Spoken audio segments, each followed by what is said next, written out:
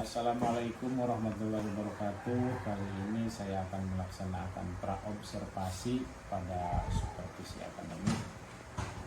Dan saya ucapkan selamat pagi, salam bahagia, alhamdulillah. Saya Acep Talibin Sastra. Pada hari ini saya ditemani Bapak Astam Mulyana SKD. Beliau adalah guru kelas 5 di SD Rancapinang 2 ini. Baik, Assalamualaikum Pak Astam, bagaimana kabar Bapak hari ini? Waalaikumsalam. Alhamdulillah sehat, Pak.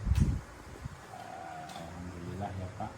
Oh ya, tadi saya lihat Bapak sudah menjadi pemimpin yasinan dalam kegiatan Jumat Dakwah di sekolah kita, dan juga mengisi ceramah singkat atau kultum menyampaikan masalah sopan dan berakhlak mulia dari seluruh warga siswa SD Rancapinang 2 ini.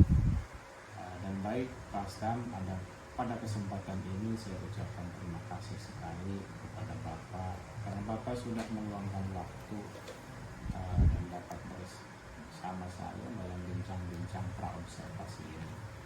Jadi Pak Astam, kita hari ini akan melakukan percakapan praobservasi sebelum observasi kelas di kelas Bapak melaksanakan KBM di kelas 5. Jadi tujuan supervisi itu Pak Astam untuk mengetahui atau mengevaluasi jalannya proses pembelajaran yang Bapak lakukan di kelas 5. Kenapa kita harus melakukan percakapan praobservasi itu? Supaya Pak Astam ada persiapan awal sebelum melakukan kegiatan KBM di kelas, agar Bapak lebih siap dan lebih percaya diri sehingga proses KBM lebih menyenangkan, lebih fresh dan lebih mudah, begitu ya Pak ya. Nah, akan ada beberapa pertanyaan yang saya tanyakan kepada Bapak. Salah satunya, apa tujuan pembelajaran yang akan Bapak capai? Silakan Pak. Pertama, tujuan pembelajaran sendiri, karena ini sudah masuk pada tema 6, subtema 1, pembelajaran ke-1, yaitu dengan materi tentang panas dan perpindahan. Jadi pas betul Pak, saya akan melakukan percobaan tentang bagaimana sumber energi panas dapat menyebabkan perubahan dan mampu melaporkan hasil pengamatan tentang perpindahan kalor secara tepat. Oke, berarti ini ada dua ya Pak tujuan pembelajaran yang akan Bapak capai. Kemudian area pengembangan yang ingin Pak Astam capai itu di aspek apa saja? Untuk pengembangan yang jelas ada beberapa aspek, yaitu ada dua. Yang pertama, pengembangan kognitif yang akan mengembangkan bagaimana peserta didik melakukan percobaan tentang bagaimana sumber energi panas dapat menyebabkan perubahan. Itu yang pertama. Yang kedua, yaitu di non kognitifnya, mereka juga mampu melaporkan hasil pengamatan tentang perpindahan kalor secara tepat. Baik, jadi yang ingin Bapak capai pada pembelajaran besok yaitu pada aspek pengetahuan kognitif, dan nanti ada aspek non kognitif yang nanti dikaitkan mereka untuk mampu melaporkan hasil dari pengamatan tentang perpindahan kalor secara tepat.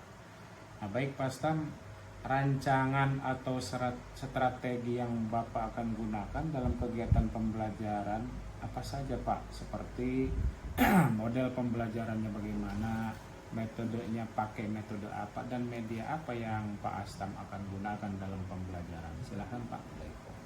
Untuk strategi yang pertama, karena ini masuk pembelajaran berdiferensiasi, jadi saya akan melakukan pemetaan terhadap kebutuhan belajar dan kompetensi siswa. Nah, di sini akan saya bagi ke dalam 3 kelompok, yaitu dengan membuat kategori kelompok belajar cepat, sedang, dan lambat. Nah, kelompok cepat dengan belajar mandiri, kelompok sedang sama dengan belajar mandiri, dan untuk kelompok lambat yaitu diperlukan bimbingan atau pendampingan khusus. Kemudian setelah dilakukan pemetaan, saya menyiapkan strategi dan model, yaitu model pembelajaran yang menggunakan problem based learning dan metode dengan ceramah, diskusi, inquiry, percobaan tanya jawab, dan penugasan. Nah, untuk medianya saya akan menggunakan teks bacaan yang ditampilkan di PowerPoint. Oke, baik Pak Astam, kalau boleh saya simpulkan, pembelajaran besok itu yang akan Bapak lakukan adalah pembelajaran berdiferensiasi ya. Iya, Pak. Kemudian nanti dikaitkan dengan pembelajaran PSE atau pembelajaran sosial emosional. Jadi strateginya nanti adalah pembelajaran berdiferensiasi diintegrasikan dengan PSE, lalu pembelajaran model pembelajaran menggunakan problem based learning dan metode diskusi inquiry, percobaan dan penugasan, dan untuk media menggunakan teks bacaan dan PPT. Nah, sementara pada saat sebelum dilakukan pembelajaran, Pak Astam akan mengelompokkan anak-anak menjadi 3 kelompok, yaitu kelompok cepat, kemudian sedang, dan juga lambat. Baik Pak Astam, kalau boleh saya tahu, kapan Bapak akan melaksanakan pembelajaran ini, Pak? Nah, untuk melaksanakan pembelajaran ini, ya saya akan mulai dari hari Selasa, mulai jam ke-1 yaitu jam 7.30 sampai dengan jam 9.